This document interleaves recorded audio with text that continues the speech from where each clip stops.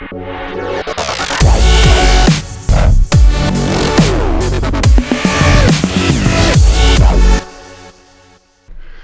folks, Tim Newman with Softlight Studios, and I suspect, just like me, a full 50% of you are still on lockdown and probably ready to lose your minds. I don't know about you, but I've cleaned everything in the house I can clean.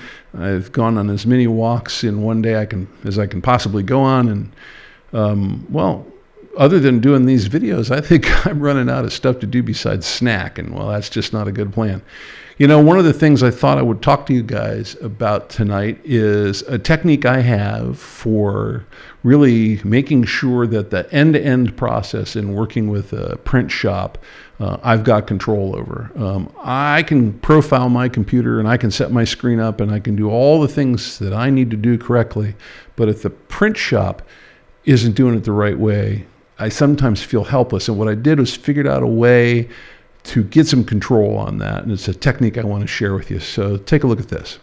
As I mentioned in the introduction, one of the most frustrating things about finally deciding to print your photographic exploits is when you get something back from the print lab that just doesn't look right at all.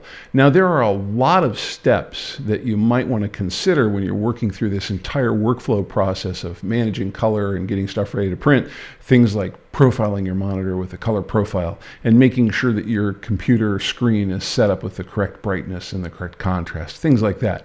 But even after you've done all those things, you might find that what you get back from the print lab just isn't what you expect at all. And every once in a while, we can blame that squarely on the print lab, but the only way we can blame that squarely on the print lab is to have a way of holding their feet to the fire. In a little bit here, we're going to hop over to Photoshop, and I'm going to show you a really straightforward technique that you can create a test file to send to them where you're guaranteed the colors are accurate and you can really judge the quality of their work when it comes back to you. Let's hop over to Photoshop and take a look. So here we are in Photoshop, and I'm simply going to create a new document. Come up here and do a file new in Photoshop. And I can do this a lot of different ways, but the easiest way to do this is come over here and say, hey, I'm going to make a photo. And I want to see all the available presets. And let's go ahead and make a portrait-sized 8x10 and let Photoshop do all the work for us here. And we'll go ahead and create that file. Now I'm going to zoom in here real quickly and just make sure that we've got that as big as we can get it on the screen. And the first thing I'm going to do is I'm going to come out here and just create a new layer. I want to leave that background layer alone and just add a new layer to the document that I can put this content on here that I want to have on here. Now, what we really want to do is we want to create basically a test pattern where we can have a bunch of colors here that we can send over to the lab, and then we can evaluate what we're getting back from that lab. The easiest way to do this is to make ourselves a nice little grid and use the rectangular marquee tool to draw in squares that we're going to fill with the paint bucket tool. Sounds complicated, but it's really not. We come up here to the view menu. We're going to do a new grid layout. And I think what I'd like to have is I would like to have 4 columns of colors. And I would like to have that 1/4 inch gutter, I think is fine. And I would like to have 6 rows. I kind of like that. And I'm going to leave that 1/4 inch gutter there. And I'm going to come down here to the margins, and I think a 1/2 inch all the way around the outside is just fine. So you can see that really lays out a very nice grid pattern for us. It's evenly distributed. It's got nice margins all the way around the outside of the paper. And it's ready to go. We didn't have to do any work other than that new grid layout command, and that's all set up for us. So now what I'm going to do is I'm going to come over here and I'm going to grab this rectangular marquee tool. I could easily get that with the M key, but I'm just going to click on it while I'm here, and you can see I now have the marquee tool following me around on the screen. I'm going to come up here to this first intersection on the grid. I'm going to draw out a square with the rectangular marquee tool. I guess technically it's a rectangle, not a square, but there we go. We've got that out there. And now I'm going to grab the paint bucket tool. Now the paint bucket tool looks like this tool right here, right? It's the one here in the middle of that flyout. And if you hit the G key, eventually that paint bucket tool will pop up and be available to you. Now, you may or may not be aware of it, but because we have an active selection, the only place that we can paint is inside that selection. So what we're going to do is we're going to come down here. we're going to click on our foreground color selector, and we're going to pick a color that we want to paint with. Now, because we want to make sure that we can absolutely guarantee the color that we're sending to the lab, we're going to specify this using the RGB color selector. And I'm going to come down here and I'm going to say, let's turn red all the way on. 255 is as bright as that red channel can get. I'm going to turn green off, and I'm going to turn blue off. Guess what? I now have an absolute perfect red. It may not even look like it's red on my screen if my screen's not adjusted correctly, but the fact that I put that number in there manually and filled that square in there, it's an absolute guarantee that that's pure red. Now I'm going to grab that rectangular marquee tool again. I'll use the M key to grab it this time, and I'm going to draw myself another square right down here below that one. And again, I'm going to grab that paint bucket tool with the G key, and one more time, I'm going to come down here, and now I'm going to go with 100% green, meaning we have to turn this red off, we have to turn this green all the way on at 255, and we can leave the blue alone. And then we'll come over here and click inside the square. There's our green square. We can repeat the process again. M key for the rectangular marquee tool. Come over here, draw out another square. G for that paint bucket tool one more time. Click on our foreground color square. This time, let's set green to 0. Let's set blue to 255. There we go. Now we fill in that square.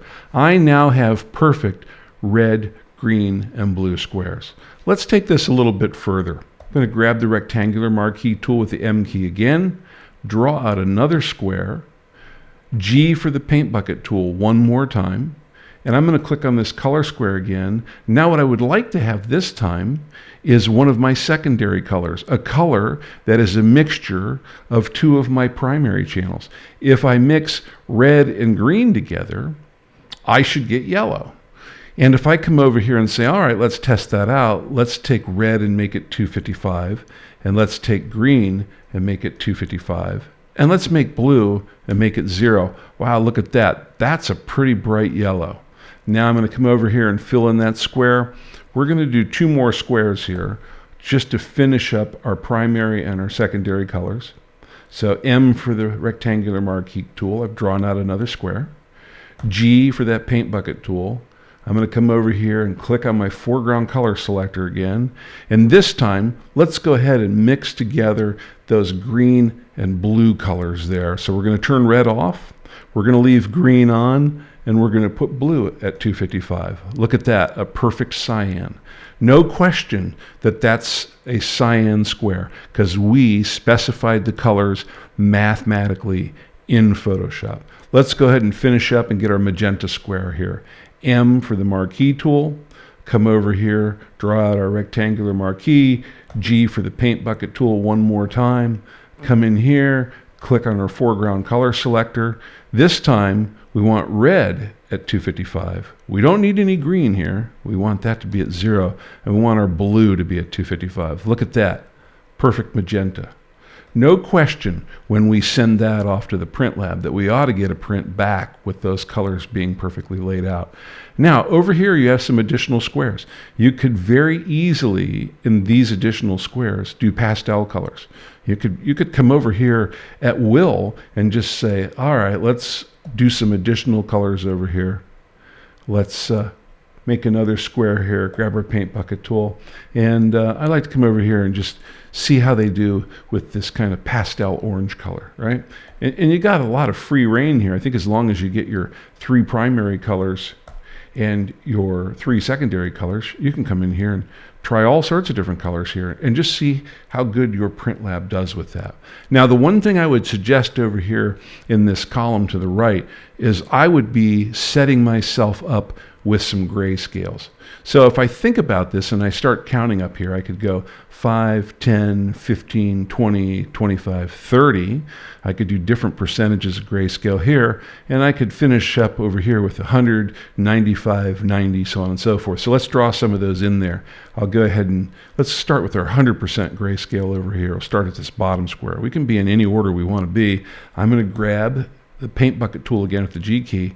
This time, I'm going to come in here and I'm going to click on my foreground color selector, And all of a sudden we're confronted with, wait, how are we going to get black out of here with these color selections that are available to us? Well, the easiest way to get black is to turn the red, green, and blue channels completely off. So if I do that, there's 0, there's 0, there's 0. Nothing in any of those 3 channels. That's as black can be. Now let's go ahead and do a 1 square up, and let's go ahead and do a 90% grayscale here. So again, rectangular marquee tool, draw myself a square here, grab the G key for the paint bucket tool. Let's grab that foreground tool. Now here's what's really cool.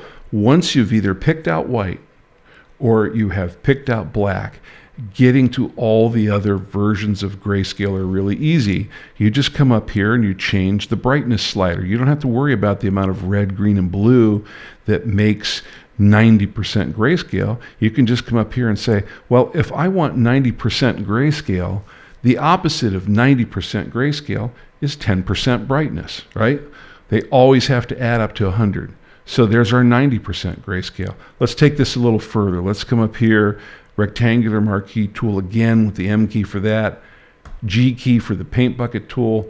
Let's grab our foreground color selector one more time. Let's bump up our brightness to 20%. That's a nice 80% grayscale. Now I'm not going to go through all these, but I am going to jump over here to the other side and just show you the opposite side of that equation. Come over here with the M key, draw my rectangular marquee tool here, G key to bring up the paint bucket tool. Let's come over here and click on the foreground color selector. And if I want a 10% grayscale over here, how much brightness is that? What do I have to add to 10 to get 100? 90. 90% brightness is the same as 10% grayscale. Let's go a couple more squares with that, and we'll wrap this exercise up. So M for the rectangular marquee tool one more time, G for the paint bucket tool. Let's hit our foreground color selector over here one more time. And now let's dial this up to 80%. Boom. There is our 20% grayscale. And we'll do, wrong key combination there. One more, and then we'll wrap this up. Come in here with our rectangular marquee tool with the M key one more time, G key to bring up that paint bucket tool. Come over here, click on that foreground color selector. Now we're just going to 70% brightness or 30% grayscale. Remember, these brightness values and these grayscale values, they always come up to 100, so you can work this from either direction mathematically. So I think you get the idea pretty quickly. There we have a color chart laid out. Now I would knock in a few more colors in this second column over, just some more pastels in there. I might even, and this is a little more advanced concept for you to think about, but I might even bring up a photograph with some people in it and sample some skin tone colors and go ahead and put those in there just to see how they do with skin tones. I would definitely finish up this grayscale chart over here. And what I'm looking for when this comes back from the print shop is, do my red, green, blues, and my yellow, cyan, and magentas look good, and can I differentiate between these grayscales? If I come over here and I get back a print and this 100% grayscale, 90% grayscale, and 80% grayscale, if I can't tell the difference between them, then they're printing too dark, too saturated. And the same thing here, if I can't tell the difference between this 10, 20, and 30% grayscale, then they're printing too light. And that's how you can hold your print shop's feet to the fire, because you can send that to them. When you get it back, you can call them up and say, problems at your end, folks. Everything at my end is good. You don't even have to have your monitor profiled or anything set up on your computer correctly. If you build this file manually this way, you're guaranteeing that you are sending the correct colors over to the print shop. Okay, 2 things before we go back and I wrap up here in person. One is Command semicolon on the Mac or Control semicolon on Windows makes those guides disappear. Doesn't turn them off and make them go away completely. It just takes them away from view so you can see what this is going to look like when you send it out. So don't worry, those guides aren't going to print when your printer prints this target out for you. And then the last thing we want to do before we leave here is, in order to send this to our print shop, we're going to need to come up here and do a File, Save As. I'm going to save it on my local computer. And what I have to do, I'm going to call this print target real quickly.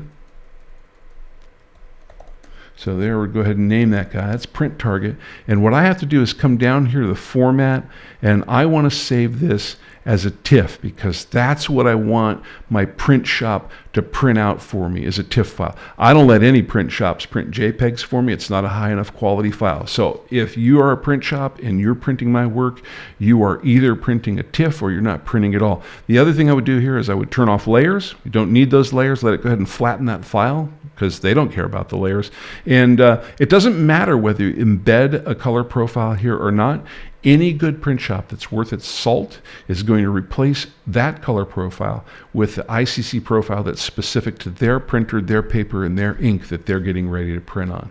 All right, let's jump back over to the screen for a second and we'll wrap up. All right, hopefully that was helpful for you. I think that's a really great way. I've used it a number of times for holding your print shop's feet to the fire. The other thing you can do with this, by the way, if you're doing your own printing in-house, is you can use this target periodically just to exercise your printer. For example, if you have Epson 4900 printers, you know that if you don't print on them about every week or two, they tend to get a little dry ink issue. I send out one of these sheets once a week. Just make sure that printer's moving ink through it, it's staying lubed up, and it's looking good. I have some big roll printers too that print 44 inches wide. I don't do a target like that. I do a target that's 1.5 inches wide and 44 inches long, and I just put all of those color targets out there in a row, and I print that once a week. That keeps that printer up and running and looking good. I would recommend that. In fact, if you can schedule it as a scheduled job and have it go for you automatically, you don't even have to worry about it. It's just being done for you. All right, folks, thanks for tuning in. Hopefully this will help you when you're working with your print shop and you're getting some disappointing results back. I would definitely look at monitor profiling and setting up your screen correctly as well, but this is a way of really holding the print shop's feet to the fire. I hope you're all staying safe in your little self-induced quarantines there and that everybody is healthy out there. We've got some more stuff coming to you soon, so we try to bring you things every day to keep you entertained while this nasty COVID-19 virus is floating around out in the air. Stay indoors, stay healthy, stay smart. See you soon.